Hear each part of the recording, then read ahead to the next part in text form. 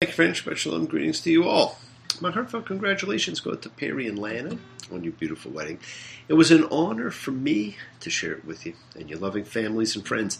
The outpouring of support, care, and love is a wealth that cannot be measured or depleted. It will be part of your lives and the lives of everyone you touch for lifetimes to come. And it's a testament to the season of miracles we have coming up, because love is the greatest miracle of all. Let's take this quick moment so we can be thankful for all the miracles in our lives, my friends, including our health or happiness, and send out energy to help heal those in need of healing and renewal, sending goodwill, love, peace, and thanks. It's such an easy thing to do, to transmit energy to everyone you know in need. So think of those in need. Call out healing for them. And let's all send out some extra healing energy to Phil, who's recovering nicely from his transplant surgery, and for John, who's about to complete a very aggressive chemotherapy treatment.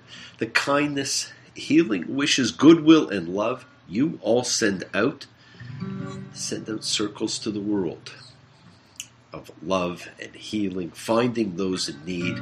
So thank you, thank each of you. We should Avotenu Makor HaBracha Limotenu. May the source of strength, who blessed the ones before us, help us find the courage to make our lives a blessing. The renewal of body, the renewal of spirit, and let us say, Amen. Mishberach, let us all have our spirits renewed. Such an easy thing for us to do. And of course, last week was the anniversary of the death of John Lennon.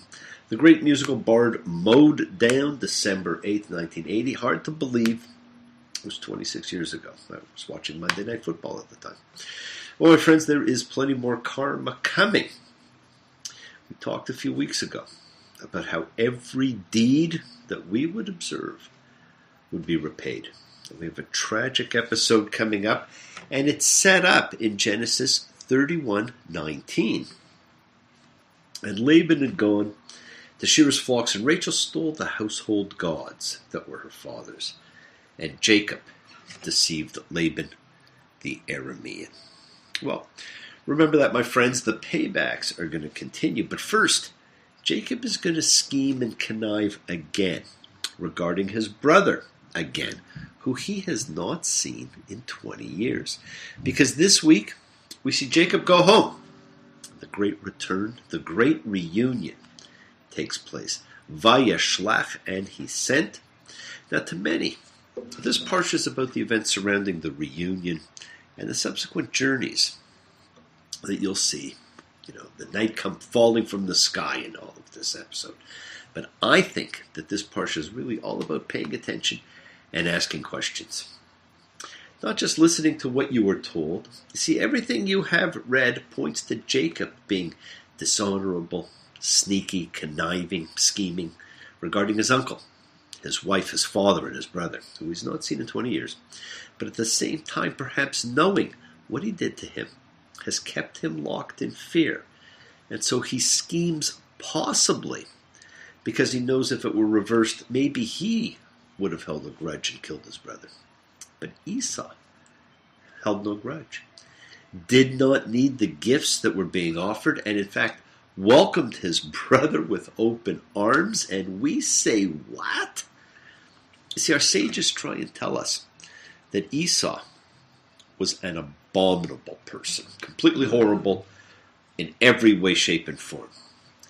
But there is no evidence of it.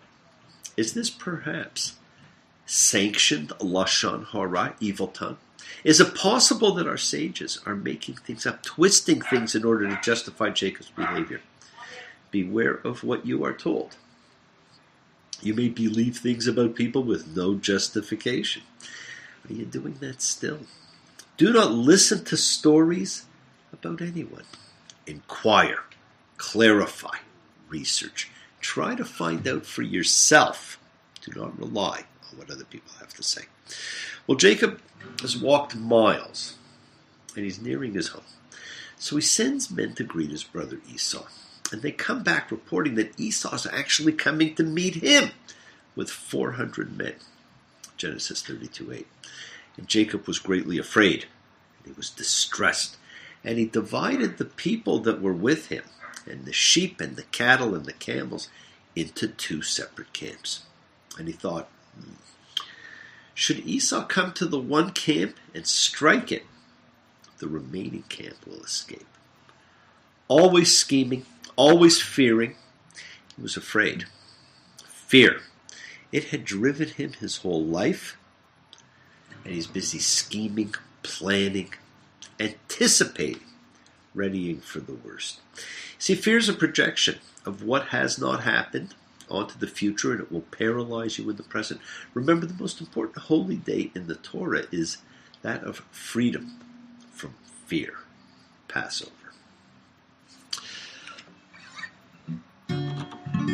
So don't fear if you hear a foreign sound to your ear. It's all right, Mom. I'm only sighing. What do you hear? Do you let projection or rumor feed your fear? Now, Jacob is busy anticipating something that not only has never happened, but that there's no evidence to suggest it will. It's purely of his own making. And when you see how he separates his camps, it speaks volumes about his own mental and emotional states and who and what is actually important to him. And it's really quite interesting to see. Save me from the hand of my brother, from the hand of Esau, for I fear him. Well, he tries to placate his brother with stuff. He took from what he had in hand, the tribute to Esau, his brother. Let me placate him with the tribute that goes before me, and after I shall look on his face, perhaps he will show me a kindly face. Friends, I heard a wonderful speaker the other evening reminding her audience that the real things that matter are not things. It was a great reminder for me too, especially as we are coming into the season of light, of miracles, of giving, when sometimes things take far too dominant a role in our lives. Now, we're on the cusp of the time of family, goodwill, and gift-giving. And I hope that the flight plans will be followed, because Santa and Hanukkah Harry take to the skies the same night. We'll be very busy between reindeer and dreidels. Anyhow, the real gifts are the gifts of love, of care. Make that phone call you haven't made. Make that apology you know you owe. The greatest gift is the gift of love, of forgiveness. Because all you need is love. All you need is love. All you need is love. Love is all you need. Now, perhaps that's the greatest anthem of love ever written. Now, Esau understood it. And we read that when we read the story. But Jacob does not get it. He doesn't get it now. He never does. Never in all of the things that you read. He sends the tribute ahead, separating his camps. And then one of the great Bible stories of all time takes place. Genesis 32:24. And Jacob was left alone, and a man wrestled with him until the break of dawn. Well, no one knows who this man was. Or if it was a man, an angel, God, a night spirit. We don't know. But they wrestled to a draw. And there's that descriptive term again about wrestling. It's showing Jacob as a wrestler his whole life. Like his wife said that she had wrestled her sister in the week before. And the being says to him, "What is your name?" And he said, "Jacob." And he said, Not Jacob shall your name hence be said, but Israel. For you have wrestled with God and men and won out. Israel. Not a place, not a nation, but a name, meaning he who wrestles with God. And friends, who among us has not wrestled with God? Now, is that nameless stranger perhaps the portentous antagonism in Jacob's own dark night of the soul? That is himself. Do we even need a third party to say things to us about another? Or can we do that by ourselves?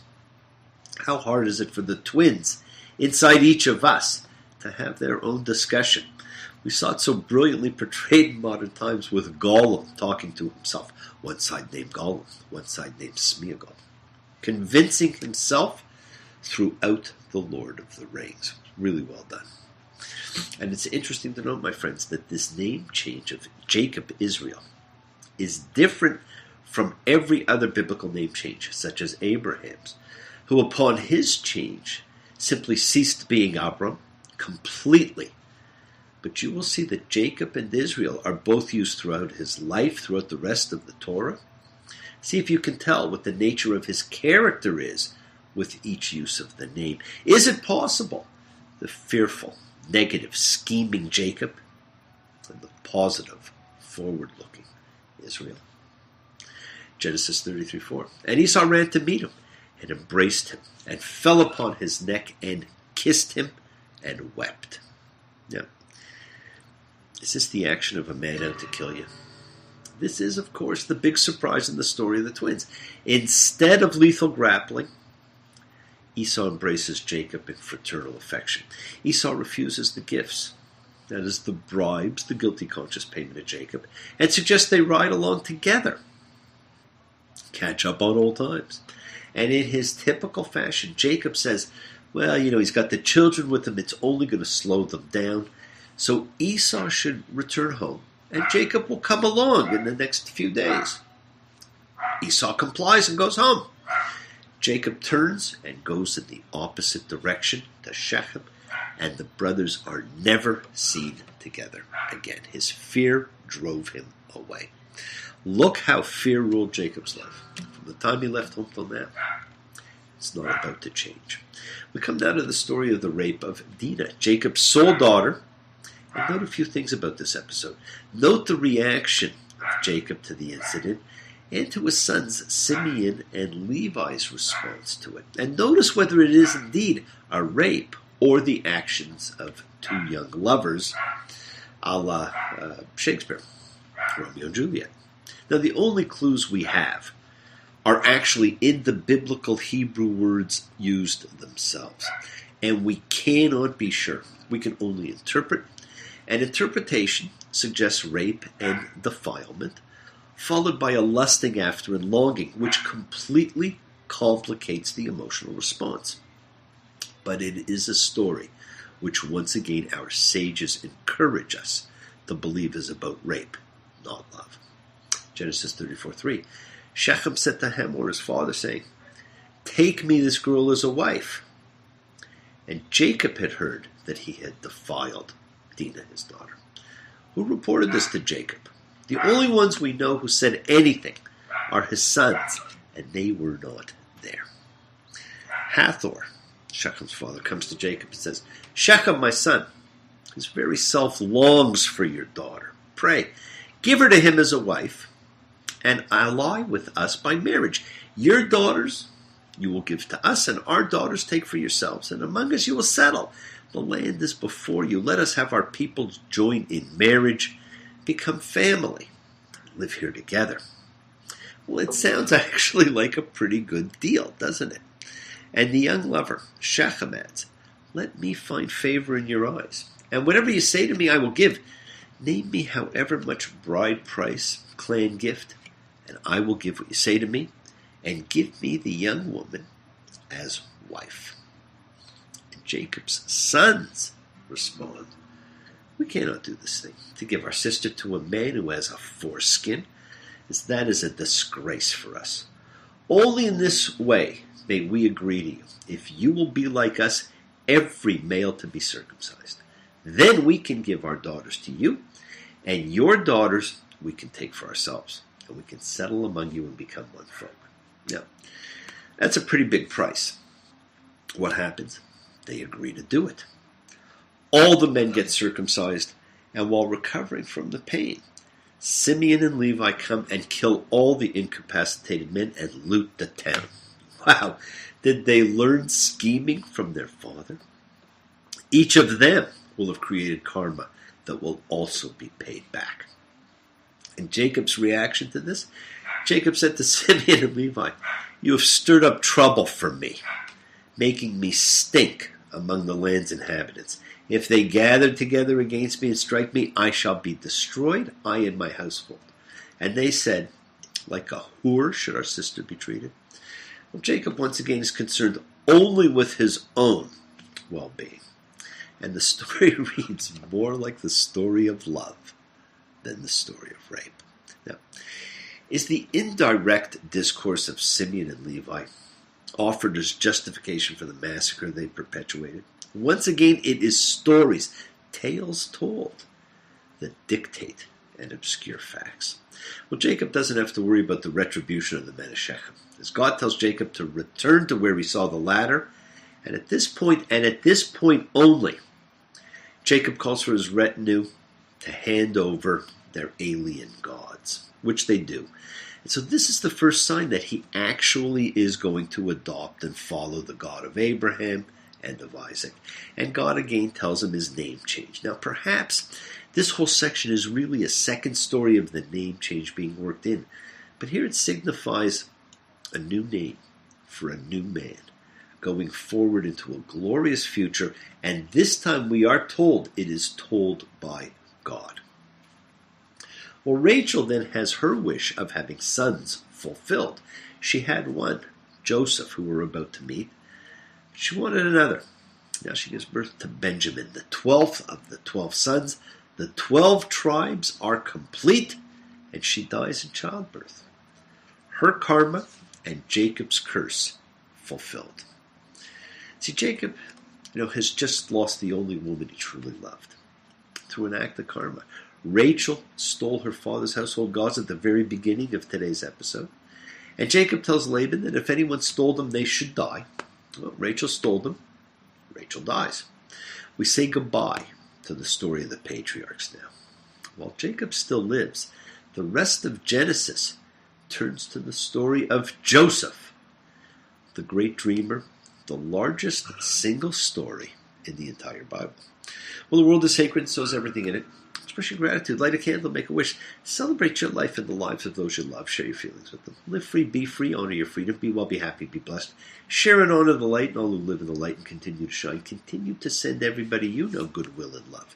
Pray for peace and freedom for everyone, and end to terror and hatred. Remember, friends, we are a community. We learn together, we celebrate each other, we love each other. We share this ride together, men and women equally. Let us send out love, not fear. Send out peace, harmony, good healing to all who need it. And please do learn to forgive. Learn to love. Open your hearts. Honor the relationships of your life.